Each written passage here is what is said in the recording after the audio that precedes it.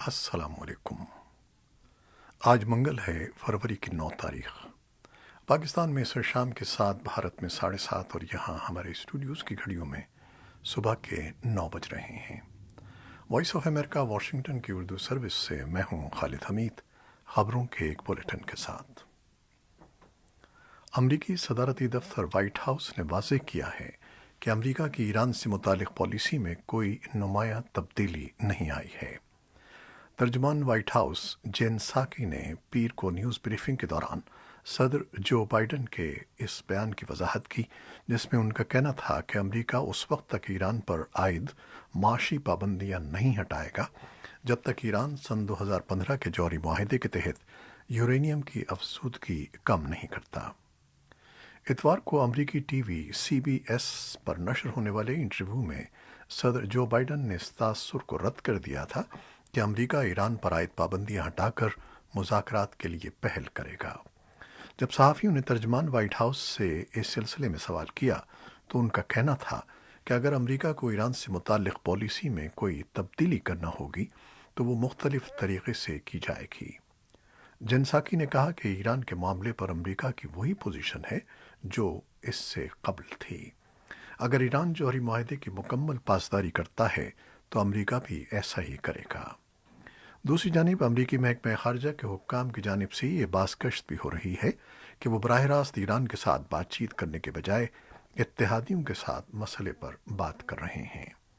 महकमा खारजा के तर्जमान नेड प्राइस ने पीर को सहाफ़ियों से गुफ्तगू के दौरान कहा कि जहाँ तक ईरानी हुक्काम से बातचीत की बात है, हम वहाँ अभी नहीं पहुँचे हैं। उनके बकौल ईरान के मामले पर हम अपने दोस्तों, करीबी शराकतदारों और इत्तेहादियों समेत अमरीकी कांग्रेस को बाखबर रखना चाहते हैं। उधर ईरान के रहबर आला आयतुल्लाह अली खामनई ने सरकारी टीवी पर अपने एक बयान में कहा है कि अगर अमरीका चाहता है कि ईरान मुआहिदों की पासदारी करे तो उसे चाहिए कि तेहरान पर आयद तमाम पाबंदियां उठा ले। उनके बकौल जब हमें यकीन हो जाएगा कि तमाम पाबंदियां उठा ली गई हैं तो हम अपने वादों की तरफ वापस पलट आएंगे। वाइट हाउस के तर्जमान ने सदर बाइडन की जानिब से चीनी हम मनसब से रब्ता न करने से मुताल्लिक़ सहाफ़ियों के सवाल पर कहा कि सदर ने जापान, जनूबी कोरिया और ऑस्ट्रेलिया के रहनुमाओं से राब्ते किए हैं। इसमें कोई दो राय नहीं है कि चीन एक अहम मौजू है जिस पर सदर बाइडन ने आलमी रहनुमाओं से बात की है। तर्जमान का कहना था कि सदर बाइडन की यूरोपीय मुल्कों के रहनुमाओं से गुफ्तगू के दौरान भी चीन मौजू बहस रहा, लिहाजा हमारी पॉलिसी का हिस्सा है कि खित्ते के अपने इत्तेहादियों से करीबी ताल्लुकात और मुशावरत का सिलसिला बढ़ाया जाए। उन्होंने मज़ीद कहा कि सदर बाइडन ने अभी तमाम आलमी रहनुमाओं से बात नहीं की है और वो आइंदा चंद हफ्तों में ऐसा करेंगे। सदर बाइडन ने CBC को इंटरव्यू में कहा था कि इसमें कोई वजह नहीं कि वो चीनी हम मनसब शी जिनपिंग को फ़ोन नहीं करेंगे। उन्होंने चीनी हम मनसब की तारीफ़ भी की, ताहम उन्होंने खबरदार किया कि अमरीका के चीन के साथ ट्रंप दौर के मुकाबले में मुख्तलिफ किस्म के ताल्लुकात होंगे। सदर जो बाइडन ने भारत के वज़ीर-ए-आज़म नरेंद्र मोदी से टेलीफोन पर बातचीत की है और इस बात का इरादा किया है कि अमरीका और भारत कोरोना वायरस से फैलने वाली आलमी वबा के खिलाफ जंग, माहौलियाती तब्दीली पर शराकतदारी की बहाली के साथ साथ आलमी मईशत की तामीर नौ के लिए मिलकर काम करेंगे। वाइट हाउस से जारी एक बयान में कहा गया है कि दोनों रहनुमाओं ने पीर को टेलीफोनिक गुफ्तगू के दौरान इस बात पर इत्तफाक किया कि वो एक आज़ाद और वसी इलाकाई ताउन को फ़रोग़ देंगे। दोनों रहनुमाओं ने आलमी दहशतगर्दी के खिलाफ मिलकर मुकाबला करने के अज़्म का भी इरादा किया और मुख्तलिफ आलमी चैलेंजेस के लिए करीबी राब्ता रखने पर इत्तफाक किया।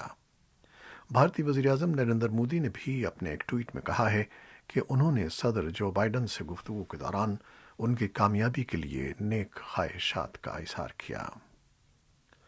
म्यांमार के दारुल-हुकूमत में मुल्क में फ़ौज की तरफ से हुकूमत का तख्ता उलटने के खिलाफ एहतजाजी मुजाहरे चौथे रोज़ भी जारी हैं और लोग फ़ौजी हुकूमत की तरफ से आयद पाबंदियों की परवाह न करते हुए शहर की गलियों में इकट्ठे हो रहे हैं। फ़ौजी हुकूमत ने शहर में रात 8 बजे से सुबह 4 बजे तक के लिए कर्फ्यू नाफिज कर दिया है और 4 से ज़ायद अफराद के इकट्ठा होने पर भी पाबंदी आयद कर दी है। ये मुजाहरे यंगून और मेंडाले में भी जारी हैं। پیر کے روز مظاہروں میں سرکاری ملازمین، ریلوے ملازمین، اساتذہ اور دیگر شعبوں سے تعلق رکھنے والے کارکن بھی شامل ہو گئے۔ تاہم حکومت کا تختہ الٹنے والے فوجی جرنیلوں کے سربراہ سینئر جنرل من آنگ ہیلنگ نے قوم سے اپنے خطاب میں مظاہروں کا کوئی ذکر نہیں کیا۔ جنرل ہیلنگ نے تقریر میں یہ بھی نہیں بتایا کہ ملک میں نئے انتخابات کا انعقاد کب کیا جائے گا۔ امریکی صدر جو بائیڈن اور دیگر عالمی رہنماؤں نے میانمار میں فوج کی طرف سے حکومت کا تختہ الٹنے کے اقدام کی مذمت کرتے ہوئے منتخب حکومت کو فوری طور پر بحال کرنے کا مطالبہ کیا ہے۔ اقوام متحدہ نے بھی منتخب حکومت کی فوری بحالی کا مطالبہ کیا ہے۔ اقوام متحدہ کی انسانی حقوق سے متعلق کونسل آج ایک خصوصی اجلاس میں میانمار میں جاری بحران پر غور کر رہی ہے۔ نیوزی لینڈ نے میانمار کے ساتھ ہر قسم کے تعلقات منقطع کرنے اور میانمار کی فوجی قیادت پر سفری پابندیاں عائد کرنے کا اعلان کیا ہے۔ نیوزی لینڈ کے وزیر اعظم جیسنڈا آرڈرن نے منگل کو اعلان کیا ہے کہ ان کا ملک یہ یقینی بنائے گا کہ ایسے تمام پروجیکٹس روک لیے جائیں جس سے میانمار کی فوجی حکومت کو فائدہ پہنچ سکتا ہو۔ سابق امریکی صدر ڈونلڈ ٹرمپ کے خلاف امریکی سینٹ میں مواخذے کی کارروائی کا آغاز منگل کو ہو رہا ہے۔ ڈیموکریٹک رہنماؤں کا الزام ہے کہ سابق صدر کی تقریر اور انتخابات میں فراڈ کے الزامات سے 6 جنوری کو کیپٹل ہل پر حملہ کرنے والے پرتشدد مظاہرین کی حوصلہ افزائی ہوئی۔ اکثریتی ڈیموکریٹک پارٹی کے ایوان نمائندگان نے پہلے ہی سابق صدر کو کانگریس کی عمارت پر 6 جنوری کے حملے کا ذمہ دار ٹھہراتے ہوئے ان کے خلاف مواخذے کی کارروائی کی منظوری دے رکھی ہے۔ ایوان نے، جس کی اسپیکر نینسی پیلوسی ہیں، کانگریس کی عمارت پر حملے کے ایک ہفتے کے بعد 74 سالہ سابق صدر کے خلاف جنوری 13 کو مواخذے کی تحریک کی منظوری دی تھی۔ دوسری جانب ریپبلکن ممبران کانگریس ان الزامات کی مخالفت کرتے ہیں اور انہوں نے سینٹ میں مواخذے کی کارروائی کو ایک سیاسی تماشا قرار دیا ہے۔ بھارت کے مرکزی وزیر اور سابق آرمی چیف جنرل وی کے سنگھ نے دعویٰ کیا ہے کہ بھارت نے چین کے مقابلے میں زیادہ مرتبہ ایکچوئل کنٹرول لائن کو عبور کیا ہے۔ ان کے اس بیان پر بیجنگ نے کہا کہ سابق آرمی چیف کا یہ بیان بھارت کی جانب سے سرحد کی مسلسل خلاف ورزی کا نادانستہ اعتراف ہے۔ چینی وزارت خارجہ کے ترجمان نے ایک نیوز بریفنگ میں بھارت سے اپیل کی کہ وہ چین کے ساتھ طے پانے والے معاہدوں کی پابندی کرے اور ٹھوس اقدامات سے سرحدی علاقوں میں امن و استحکام قائم کرے۔ جنرل وی کے سنگھ نے اتوار کے روز ریاست تامل ناڈو کے مدورائی علاقے میں بات کرتے ہوئے کہا کہ اگر چین نے 10 بار سرحد عبور کی ہوگی تو بھارت نے 50 بار کی ہے۔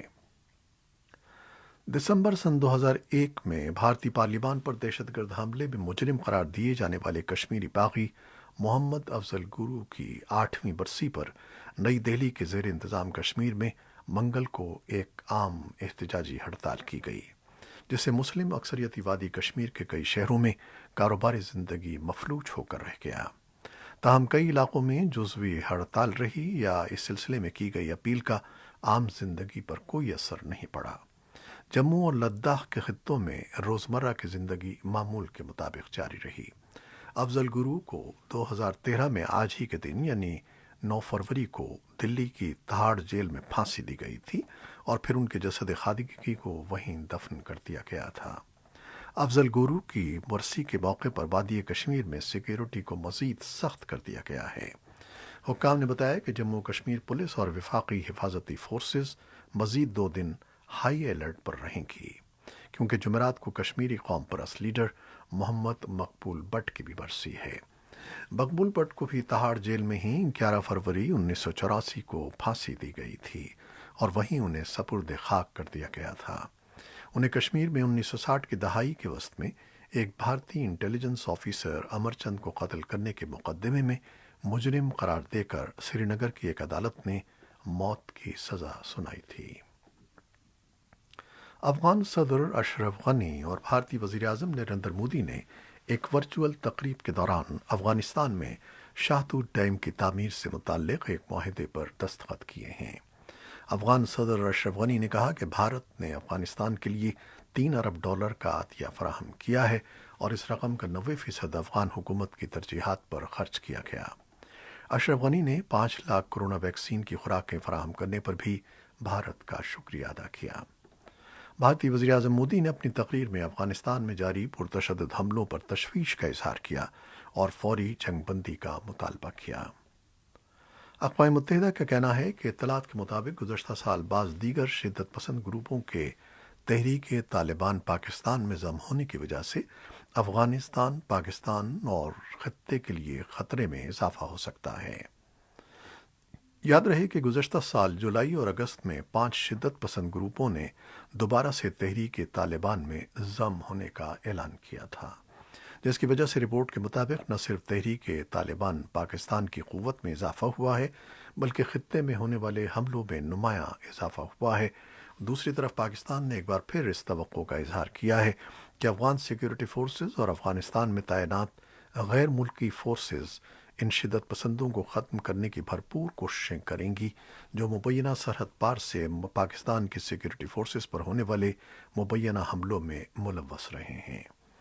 دوسری جانب امریکی سینٹرل کمانڈ کے سربراہ جنرل کینتھ میکنزی نے کہا ہے کہ افغانستان میں تشدد میں اضافہ ہو گیا ہے اور ان کے بقول ہم طالبان کے اقدامات پر نظر رکھے ہوئے ہیں، اور ان کے بقول امریکی انتظامیہ مستقبل قریب میں آگے بڑھنے کے لیے طالبان کے اقدامات پر ان کے ساتھ طے پانے والے معاہدے پر نظر ثانی کر رہی ہے، لیکن ان کے بقول اہم بات یہ ہے کہ طالبان کو بھی تشدد کے اقدامات ختم کرنے ہوں گے۔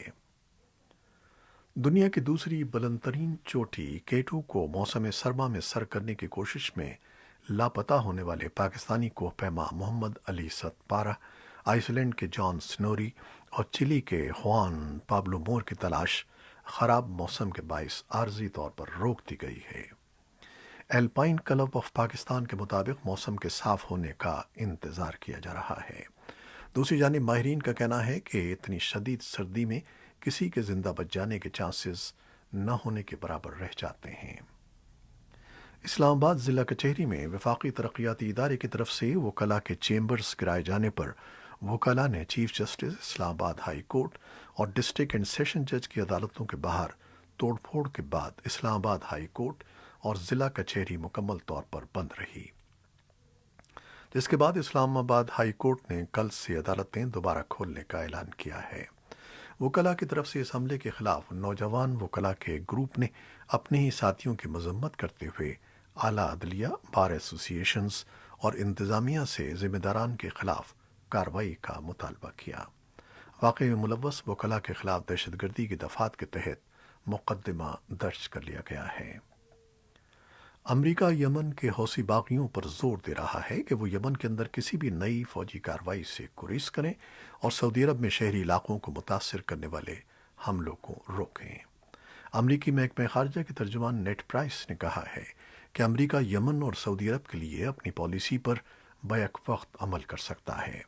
نیٹ پرائس نے ایک بریفنگ میں پیر کے روز کہا کہ امریکہ حوثی باغیوں کو دہشت گردوں کی فہرست سے خارج کرتے ہوئے حوثیوں کے حملوں کے خلاف سعودی عرب کی حمایت بھی جاری رکھ سکتا ہے۔